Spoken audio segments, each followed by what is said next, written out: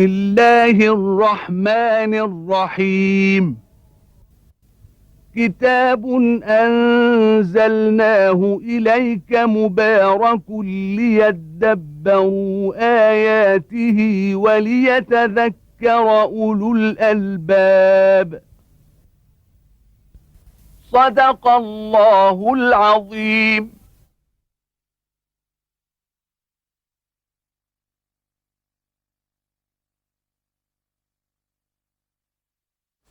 الحمد لله رب العالمين، والصلاة والسلام على عبده ورسوله الأمين سيدنا ونبينا محمد وعلى آله وأصحابه ومن اهتدى بهداه وعمل بسنته يوم الدين. وبعد، فيقول الله تبارك وتعالى: وما كان المؤمنون لينفروا كافة فلولا نفر من كل فرقة منهم طائفة ليتفقهوا في الدين ولينذروا قومهم إذا رجعوا إليهم لعلهم يحذرون. جاءت هذه الآية من سورة التوبة ضمن الآيات الأخيرة التي ختم الله تبارك وتعالى بها هذه السورة. وقول الله تبارك وتعالى: وما كان المؤمنون لينفروا كافة، بيان أنه لن يتمكن المؤمنون جميعا أن ينفروا جميعا في كل الأوقات، فإن هذا قد يكون أحيانا متعذرا، وقد يكون أحيانا غير مطلوب، حتى لا يخلو يعني مدنهم وأماكنهم. فليس في كل الأوقات ينفر المؤمنون نفيرا عاما، إلا في الحالات التي أمر الله تبارك وتعالى بها، أن يكون النفير عاما بأمر الإمام، كما في قول الله تبارك وتعالى: يا أيها الذين آمنوا خذوا حذركم فانفروا ثبات أو انفروا جميعا. وقد كان النفير في غزوة تبوك والتي نزلت فيها هذه السورة نفيرا عاما بأمر الرب الإله سبحانه وتعالى وبأمر النبي القائد صلوات الله وسلامه عليه، فإنه قد دعا المؤمنين جميعا أن ينفروا معه لقتال الروم وأن يهبوا جميعا. ولم يأذن النبي صلوات الله وسلامه عليه إلا لمن استأذنه فتركه، أو أهل الأعذار الذين تركوا، أو من أنابه النبي عنه في المدينة، وهو علي بن أبي طالب رضي الله تعالى عنه، الذي أمره النبي أن يبقى يعني على أهل المدينة. وقد بكى علي رضي الله تعالى عنه وقال النبي: أتخلفني في الصبيان والنساء؟ فقال له النبي: أما ترضى أن تكون مني بمنزلة هارون بن موسى؟ وذلك أن موسى عليه السلام خلف أخاه هارون على بني إسرائيل لما ذهب موسى يخاطب ربه تبارك وتعالى، فقال له النبي: أما ترضى أن تكون مني بمنزلة هارون بن موسى؟ ولكن لا نبي بعدي، يعني أنه لا نبي بعد النبي صلوات الله وسلامه عليه. فالشاهد من هذا أنه قد جاء أحيانا النفير العام. كانت هذه الغزوة غزوة تبوك نفيرا عاما أن ينفر المؤمنون جميعا. فالأمر النفير العام في المسلمين متروك للإمام وتقديره المصلحة التي تترتب على ذلك، أو كذلك له أن يعني أن يخرج المسلمون إلى الغزو ثبات، أي جماعات. فقول الله: وما كان المؤمنون لينفروا كافة، صحيح أنه في كل الأوقات وفي كل الأزمان، وإنما ينفر بعضهم ويبقى بعضهم. كافة أي جميعا. فلولا، قال جل وعلا: فلولا نفر من كل فرقة منهم طائفة. فلولا، فهلا، حظ من الله تبارك وتعالى أن ينفر من كل فرقة من المؤمنين طائفة ليتفقهوا في الدين ولينذروا قومهم إذا رجعوا إليهم لعلهم يحذرون. فسر هنا يعني خروج الطائفة من كل قوم، طائفة من كل قوم، طبعا باختيار الإمام انتدابه أن إذا انتدب طائفة معينة للخروج، أو أن يصطلح يعني المؤمنون فيما بينهم أن يرسلوا مثلا بعضهم إلى الإمام ليلتحقوا بالغزو. كان يكون ناس في البادية فيذهب بعضهم ويبقى بعضهم في أهاليهم ومصالحهم، فحث الله تبارك وتعالى أن ينفر من كل طائفة منهم فرقة من كل طائفة، قال جل وعلا: ليتفقهوا في الدين ولينذروا قومهم إذا رجعوا إليهم. هنا قول الله تبارك وتعالى: ليتفقهوا في الدين ولينذروا قومهم إذا رجعوا إليهم، لسلف من الصحابة وتابعين من المفسرين أقوال في هذا التعليل. من الذين يتفقهون في الدين؟ هم الخارجون أم الماكثون والجالسون؟ ففيها أقوال عن ابن عباس رضي الله تعالى عنهما وعن بعض السلف أنه ليتفقهوا في الدين وهم الجالسون في الحضر، فإنهم يجلسون إما مع النبي عندما لا يخرج مع كل يعني سرية غازية صلوات الله وسلامه عليه، أو في الحواضر حيث يعني العلم والتعليم، فيتفقهوا في الدين وينذروا قومهم إذا رجعوا إليهم، يعني ينذروا الخارجين في الغزو عندما يعودوا إليهم فيعلموهم ما تعلموا في أثناء قعودهم. هذا قول. والقول الآخر أن الذين بين الله تبارك وتعالى أنهم يتفقهوا في الدين إنما هي الطائفة الخارجة للغزو، فيكون قول الله تبارك وتعالى: وما كان المؤمنين لينفروا كافة فلولا نفر من كل فرقة منهم طائفة ليتفقهوا. فالطائفة التي نفرت إلى الجهاد هي التي تتفقه في الدين. وأشكل طبعا هذا على بعضهم: كيف يكون النافرون للقتال هم الذين يتفقهون في الدين، علما أن هؤلاء يكونون في سفر وفي جهاد وفي انشغال عن طلب العلم بما هم عليه من القتال والغزو. ليتفقهوا في الدين وينذروا قومهم إذا رجعوا إليهم لعلهم يحذرون. والصحيح أن التفقه في الدين ليس هو الفقه بالمعنى الاصطلاحي عند علماء الذين سموا علماء الفقه بعد ذلك، وهو معرفة الأحكام العملية من أدلتها التفصيلية، والأحكام العملية التي هي يخرج منها يعني مسائل الاعتقاد، فمسائل الإيمان. فحصروا الفقه اصطلاحا في معرفة الأحكام العملية، بدءا بالصلاة والصوم والزكاة والحج يعني والعبادات، ثم المعاملات، ثم الحدود، وهكذا. هذه هي الأحكام العملية للدين. وأخرجوا من مسمى الفقه مسائل الإيمان. أما الفقه عندما يأتي في كلام الله تبارك وتعالى وفي كلام النبي صلوات الله وسلامه عليه، فإنه يعني فهم الدين مطلقا، فهم الدين كله بأصوله وفروعه، بمسائل الإيمان وكذلك مسائل العمل، كقول النبي صلى الله عليه وسلم عن ابن عباس: اللهم فقهه في الدين وعلمه التأويل. ليس فقهه في الدين يعني علمه الأحكام العملية من الصلاة وغيرها فقط، وإنما فقهه في الدين كله. وكذلك قول الله تبارك وتعالى: لعلهم يفقهون الفقه الفهم. فالفقه هنا ليس هو دراسة وفهم الأحكام العملية، وإنما التفقه في الدين فهمه والتعمق فيه الدين الحقيقي. ووجه أن يكون الطائفة الخارجة في سبيل الله هي المتفقهة في الدين، وذلك أن الجهاد هو ذروة سنام الإسلام، أعلى وأشرف يعني باب وشعبة من شعب الإيمان. هذه واحدة. ومن عرف الشعبة العالية لا شك أنه يعرف ما دونها ويتعلم ما دونها.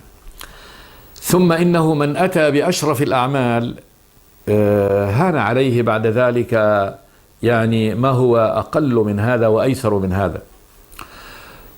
وذلك أن المجاهد إنما الخارج في سبيل الله هو يعرض نفسه وماله للخطر، ويقدم روحه وماله في سبيل الله، وهذا أشرف ما عنده، ويقابل من الأمور ما يفقه به حقيقة الدين، فإن حقيقة الدين قيام بأمر الرب وتقوى له ورغبة فيما عنده وبذل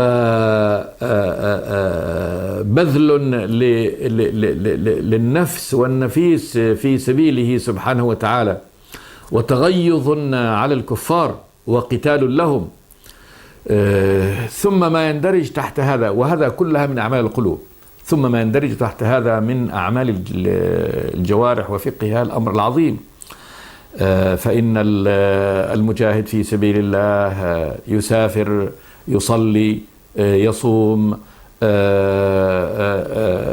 يعاقد ويعاهد، يصالح، يتعامل مع الكفار بشتى أنواع يعني التعاملات التي بينها الله تبارك وتعالى، من قتالهم، من أخذ غنيمتهم، أحكام السبي، أحكام تحت أبواب الجهاد من العلم أمر عظيم جدا.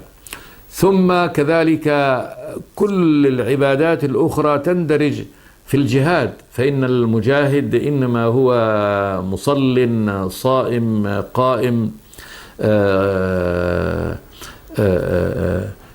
كل هذه العبادات هي مندرجة يعني تحت المجاهد، يمارسها المجاهد، وبالتالي لا بد أن يتفقه فيها وأن يتعلمها وهو يمارسها على الحقيقة. فالمجاهد هو المتفقه على الحقيقة، هو الذي يفقه الدين فقها حقيقيا، وذلك أنه يدخل في باب من أعظم أبواب الإسلام،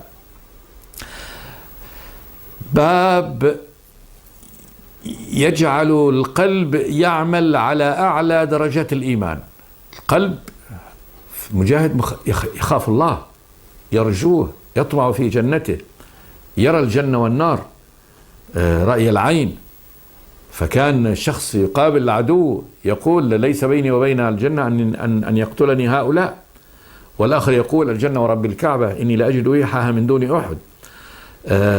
مشاعر المجاهد في سبيل الله في أنه ترك أهله وترك أولاده وعرض نفسه للخطر، مع ما يصاحب هذا من تخذيل الشيطان وجهاده له وجهاد المؤمن له. لا شك أنه يدخل المجاهد في تجربة من تجارب الإيمان هذه يفقدها القاعد. القاعد لا يدخل في هذه التجارب، فإنه في السلم ويؤدي عبادات السلم، من الصلاة، من الصيام، من زكاة، من حج، وقد لا يتعرض لشيء من المخاطرة بنفسه وماله، فيغيب عنها فقه حقيقة الدين، وأنها بذل وتضحية. إن الله اشترى من المؤمنين أنفسهم وأموالهم بأن لهم الجنة. فإذا الذين يخرجون في الغزو هم الذين يتفقهون في الدين. وما كان المؤمنون لينفروا كافة، لن يعني يستطيعوا هذا، وخاصة عندما يكبر عدد المسلمين وتتسع رقعة الإسلام. وهذه الآية إنما هي لمستقبل الزمان. وما كان المؤمنون لينفروا كافة فلولا نفر من كل فرقة منهم طائفة ليتفقهوا في الدين، يعرفوا حقيقة الدين بالجهاد. الجهاد هو الذي يوصلهم إلى الفقه، الفهم الحقيقي للدين. ولينذروا قومهم إذا رجعوا إليهم. لينذروا قومهم، يكون هم نذر لقومهم. عن ماذا؟ ينذروهم عن ماذا؟ الإنذار هو الإخبار بما يخوف.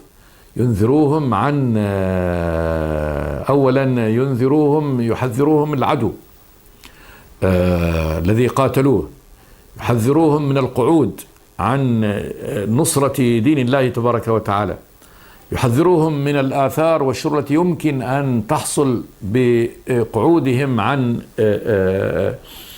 القتال في سبيل الله، كما يعني الآيات الكثيرة في حث الله تبارك وتعالى المؤمنين في القتال، وأن القعود تهلك، وأنفقوا في سبيل الله ولا تلقوا بأيديكم إلى التهلكة وأحسنوا إن الله يحب المحسنين، فترك الجهاد تهلك.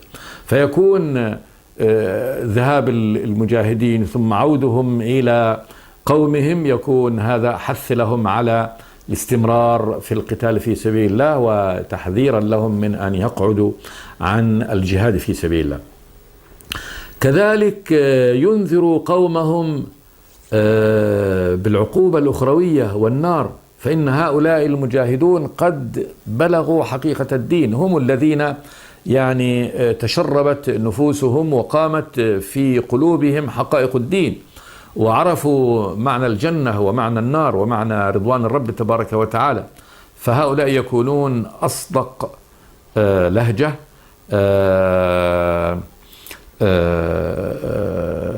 أصدق لهجة في أنهم إذا خاطبوا وأنذروا قومهم بالجنة والنار فينذرون عن صدق وعن إيمان، لأنهم أصحاب التجربة، أصحاب القيام بأمر الله تبارك وتعالى. ولينذروا قومهم طبعا من أعدائهم، من عقوبة الرب تبارك وتعالى إذا رجعوا إليهم لعلهم يحذرون. لعلهم يحذرون بحذر، يحذرون أعدائهم فيقومون بهذا، وكذلك لعلهم يحذرون، يعني لعل القوم يحذرون عقوبة الرب تبارك وتعالى والقعود.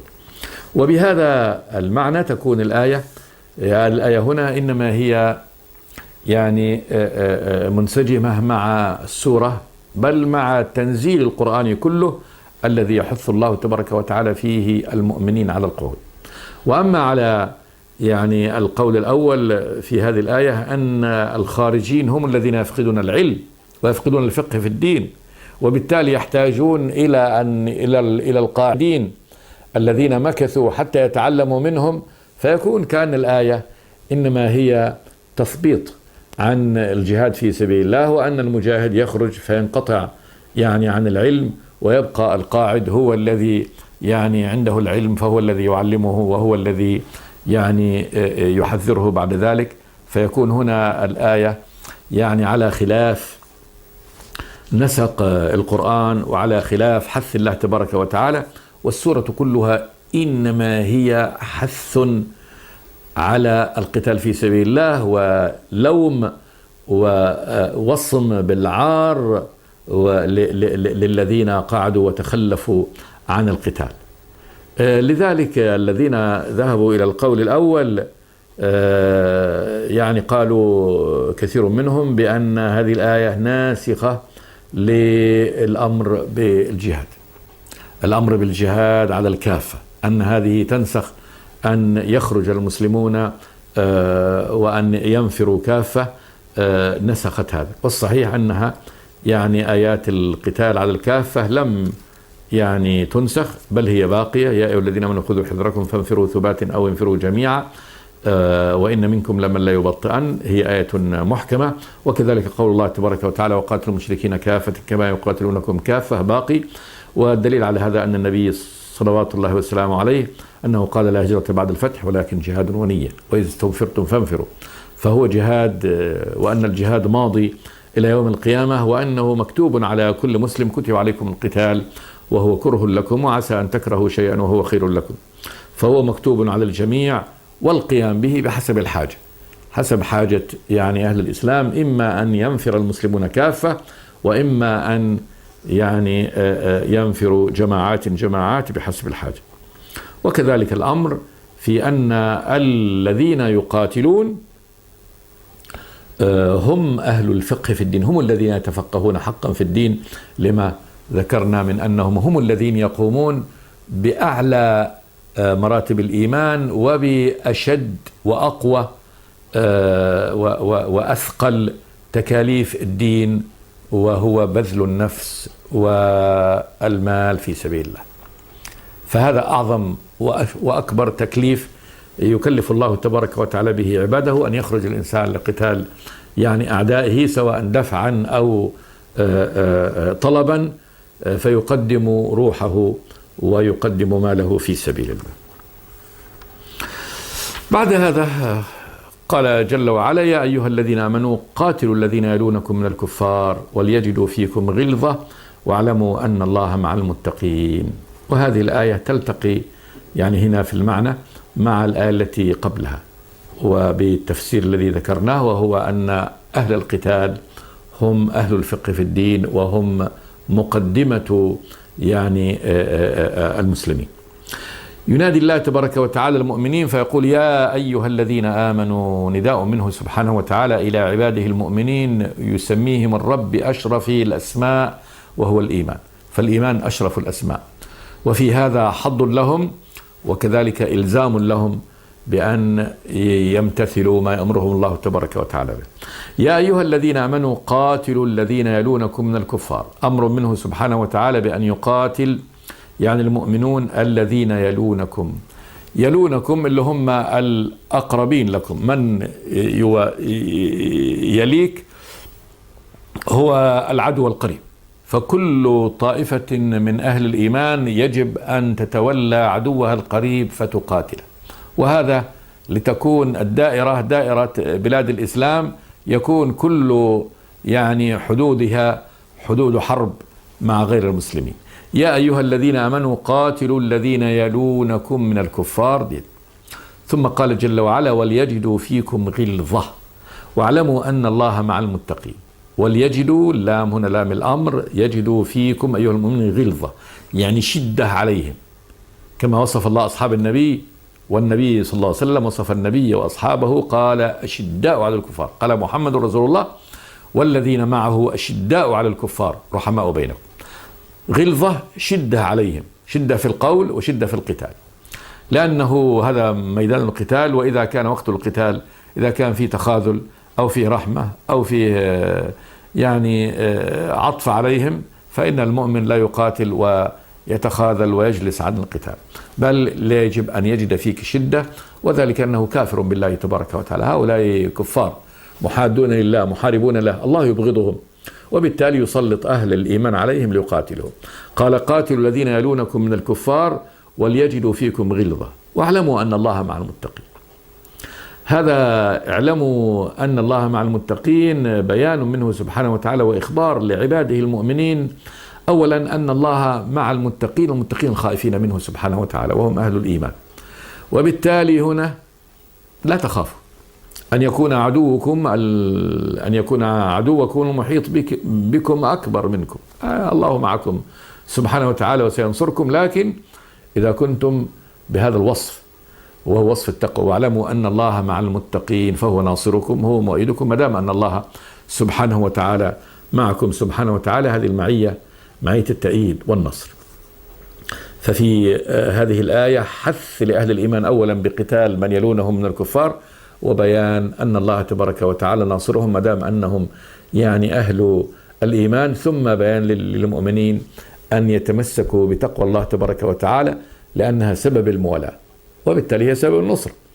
فإذا كانوا أولياء لله تبارك وتعالى فإن الله جل وعلا ناصره. ثم قال جل وعلا: وإذا ما أنزلت سورة فمنهم من يقول أيكم زادته هذه إيمانا. قال جل وعلا: فأما الذين آمنوا فزادتهم إيمانا وهم يستبشرون، وأما الذين في قلوبهم مرض فزادتهم رجسا إلى رجسهم وماتوا وهم كافرون.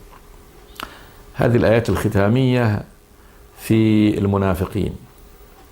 يقول جل وعلا: وإذا ما أنزلت سورة، أي من الله تبارك وتعالى، كهذه السورة العظيمة التي فيها هذا البيان والإيضاح، أولا لحقيقة الإيمان، للجهاد في سبيل الله تبارك وتعالى، للمفاصلة بين الإيمان والكفر، لطوائف هؤلاء المنافقين بأصنافهم وأعمالهم، والموقف الواجب على النبي والمؤمنين تجاههم.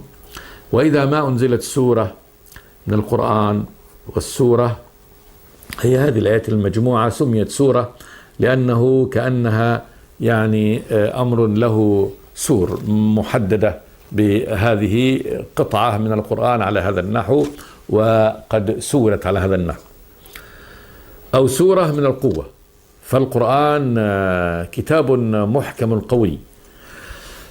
وإذا ما أنزلت سورة فمنهم من يقول، من هؤلاء المنافقين من يقول أيكم زادته هذه إيمانا.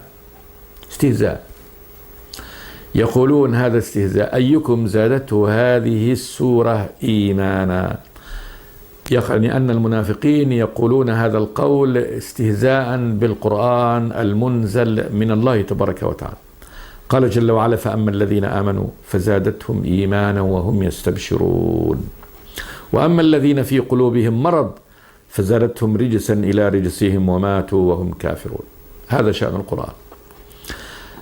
المؤمن يزداد به إيمانا، يزداد به إيمانا، وذلك أن القرآن ينزل بعلم جديد وعمل جديد، فالمؤمن إذا قبله فهذا تصديق، صدق به فهذا تصديق، والتصديق بهذا الشيء ازداد إيمانا، ازداد تصديقا لكلام الله تبارك وتعالى.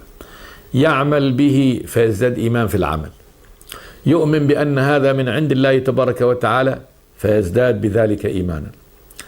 كذلك آيات تكون فيها تخويف، السورة تنزل فيها ترهيب من الرب تبارك وتعالى، ترغيب فيما عنده، بيان لعظمته، بيان لجلاله.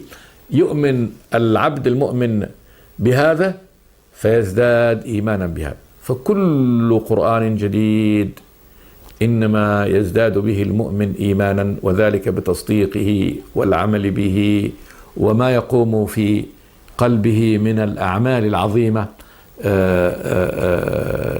تأثرا وتمثلا لهذا القرآن.